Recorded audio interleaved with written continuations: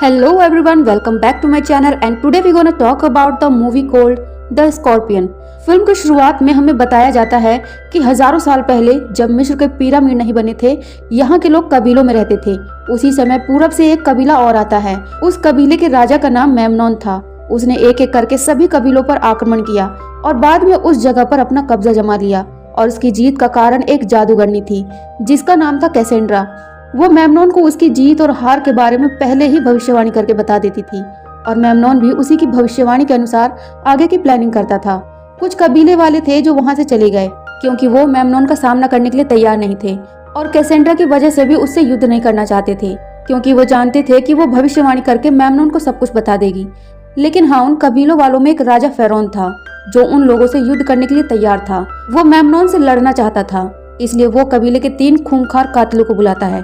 दरअसल इन कातिलों का पूरा कबीला खत्म हो चुका है और ये अपने कबीले में आखिरी 3 बचे हैं। ये पैदाइशी कातिल हैं। इन तीनों में जो सबसे ज्यादा बहादुर होता है उसका नाम मिथायस होता है। किंग फेरोन उससे कहता है कि तुम्हें मेमनोन की जादूगरनी कैसेंड्रा को मारना होगा और इस काम के बदले राजा फेरोन इन्हें 20 कीमती मनियां देता है जो कि उनके खजाने में आखिरी बची थी। मिथायस बोलता है कि तुम्हारा काम हो जाएगा, लेकिन फेरोन का बेटा उनके इस फैसले से बिल्कुल भी खुश नहीं होता।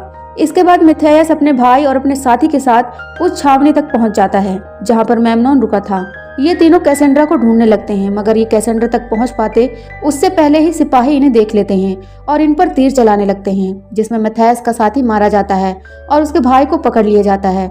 लेकिन मिथायस कैसेंड्रा के टेंट तक पहुंच जाता है। वो उसे तीर मारने वाला ही होता है कि तभी कैसेंड्रा उससे कहती है कि तुम्हारे साथ धोखा हुआ है। और इससे पहले कि वो उसे मार पाता तभी यहाँ पर मेमनोन के सिपाही आते हैं और उसे पकड़कर मेमनोन के पास ले जाते हैं। यहाँ पर राजा फेरोन का बेटा भी आता है जिसने अपने पिता को मारकर मेमनोन के साथ हाथ मिला लिया था। मेमनोन मिथायस के भाई को उसकी आंखों के सामने मार देता है। अब वो मिथायस को मारने के लिए आगे बढ़ता है, लेकिन तभी कैसेंड्रा उसको रोक लेती है और कहती है कि अगर तुमने या तुम्हारे साथी ने किसी ने भी इसको मारा तो हम पर कयामत आ जाएगी। जो कुछ भी हमने जीता है वो सब कुछ हम खो देंगे। देवता इस पर मेहरबान है। अब मेमनोन को कैसेंड्रा की बात माननी पड़ती है और अब मिथायस को और एक चोर को, जिसको मिथायस नहीं जानता था, उन दोनों को ही जमीन में गाड़ दिया जाता है। आसपास बहुत सारी चींटियां होती हैं जो इनकी तरफ बढ़ रही थीं। ये चींटियां इंसान को खाकर उन्हें कंकाल बना देती है। मिथायस के साथ जिस चोर को गाड़ा गया था वो अपने आप को छुड़ा लेता है और साथ ही साथ वो मिथायस को भी आजाद कर देता है। और अब मिथायस मेमनोन को मारकर अपने भाई और अपने साथी का बदला लेना चाहता है, इसलिए वो उसके राज्य की ओर निकल पड़ता है। वहीं अब दूसरी तरफ मेमनोन को दिखाया जाता है जो आसपास के राज्यों पर कब्जा करने के लिए उन पर हमला करना चाहता है। लेकिन कैसेंड्रा उसको ऐसा करने से मना करती है।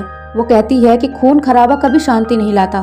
मेमनोन कहता है कि मैं पूरी दुनिया का राजा बनना चाहता हूँ, इसके बाद मैं तुमसे शादी करूंगा।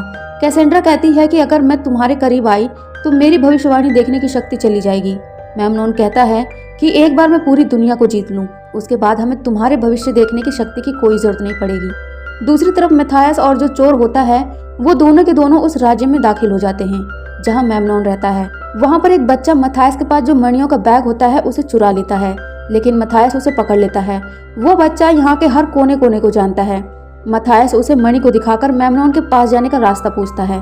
वो बच्चा इन्हें महल के अंदर ले जाता है जहाँ पर इन्हें एक खोजकर्ता मिलता है जो उस वक्त बारूद बना रहा होता है। लेकिन ये मेमनोन को पसंद नहीं करता क्योंकि मेमनोन इसके साथ अच्छा बर्ताव नहीं करता।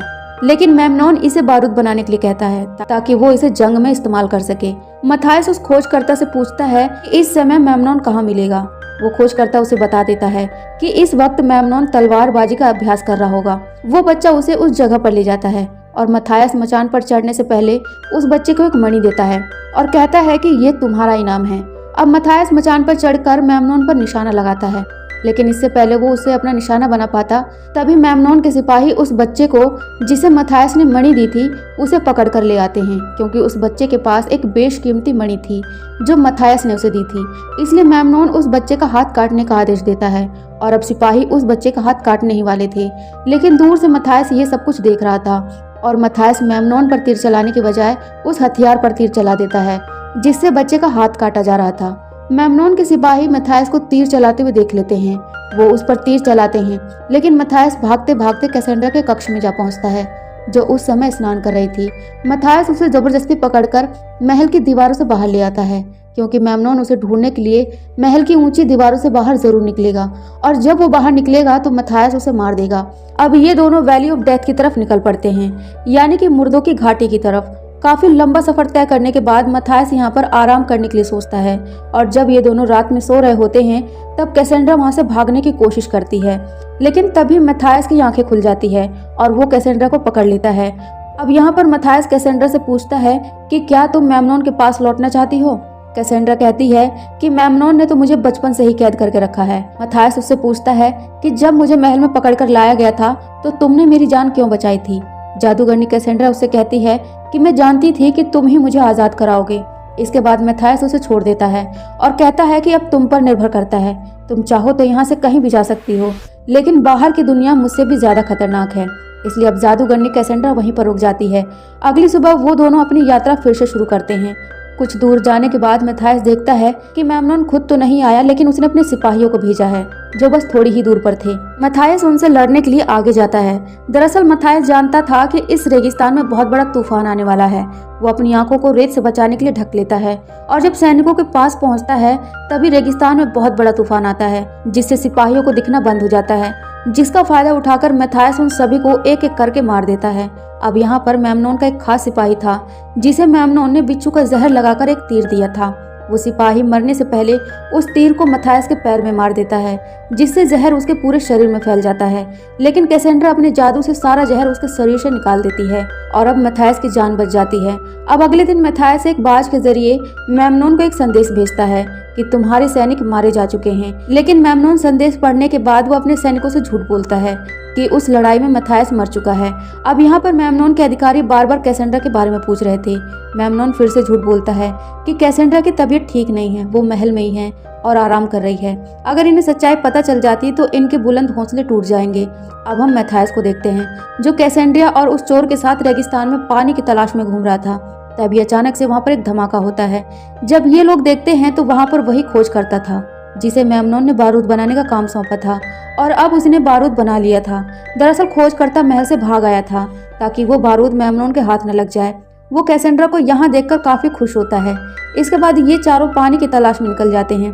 कुछ देर बाद उन्हें पानी मिल भी जाता है, और जब ये पानी के पास जाते हैं तो इन्हें कुछ सिपाही चारों तरफ से घेर लेते हैं और इन्हें बंदी बनाकर अपने साथ ले जाते हैं, जहाँ पर काफी बड़ा कबीला मेमनोन से छुप कर रह रहा था। और इस कबीले का सरदार मथायस को पहले से ही जानता था, लेकिन मथायस और सरदार की एक दूसरे के साथ बनती नहीं थी।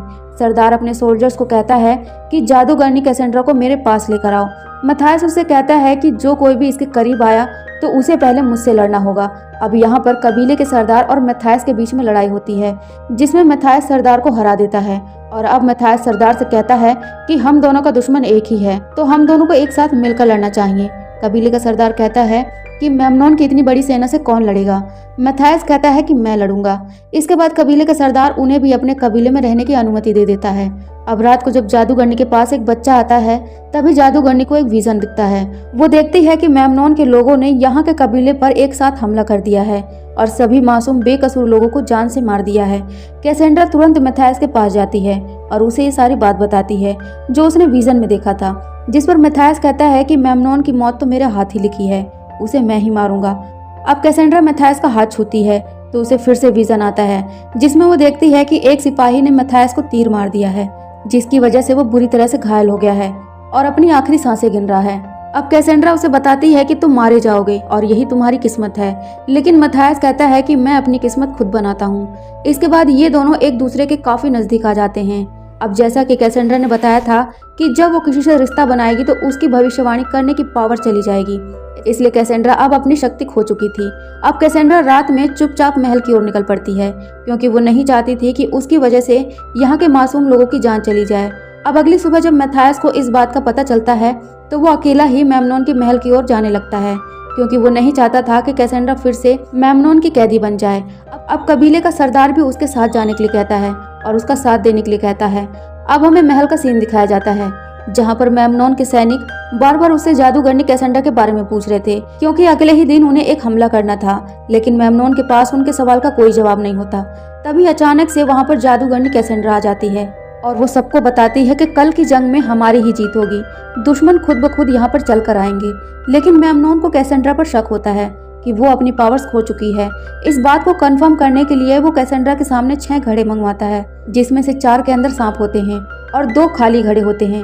अब कैसेंड्रा को अपना हाथ उस घड़े में डालना होगा जिसमें सांप ना हो। वहीं दूसरी तरफ हम देखते हैं कि रात के समय में मैथायस और उसके बाकी साथी महल में घुस जाते हैं और जो बारूद उस खोजकर्ता ने बनाए थे वो चोर के साथ मिलकर महल के आगे बिछा दिए जाते हैं। उधर मेमनोन कैसेंड्रा का इम्तिहान ले रहा था। अब कैसेंड्रा उस घड़े में हाथ डालती है जिसमें सांप होता है, लेकिन वो सांप कैसेंड्रा को नहीं काटता। कैसेंड्रा मेमनोन से कहती है कि तुम एक स्वार्थी और घमंडी राजा हो।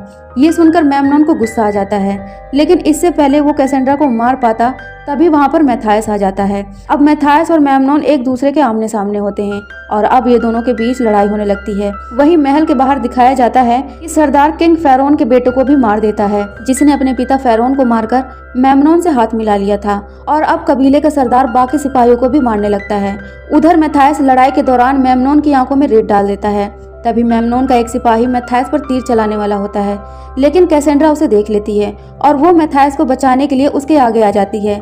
लेकिन मैथायस ये सब देख लेता है और तुरंत पलट जाता है, जिससे तीर मैथायस को लग जाती है। और ये वही मोमेंट था जो कैसेंड्रा ने अपने विजन में देखा था। तभी वो सिपाही मैथायस को मारने आगे बढ़ता है, लेकिन कैसेंड्रा उसे जान से मार देती है। इधर मैथायस बहुत ज्यादा घायल हो चुका था। अब वो उठता है और जो तीर उसे लगा था उसी तीर से मेमनोन की तरफ निशाना लगाता है, लेकिन मेमनोन इस तरह के तीर को आसानी से अपनी तलवार से रोक देता था, इसलिए वो भी तीर को रोकने के लिए तैयार हो जाता है। लेकिन तीर की स्पीड इतनी तेज होती है कि मेमनोन उस तीर को रोक नहीं पाता और वो तीर उसे लग जाता है। अब मेमनोन नीचे गिरने लगता है। तभी वो चोर बारूद में आग लगा देता है, जिससे वहां पर बहुत बड़ा धमाका होता है और इस धमाके में मेमनोन मारा जाता है। इसके बाद मैथायस को अब यहाँ का राजा बना दिया जाता है और अब कबीले का सरदार भी मैथायस से विदा लेकर वापस अपने कबीले में चला जाता है और ये मूवी यहीं पर खत्म हो जाती है। तो फ्रेंड्स, आपको ये मूवी कैसी लगी कमेंट करके जरूर बताइए। फिर मिलते हैं नेक्स्ट वीडियो में, तब तक के लिए टेक केयर, बाय।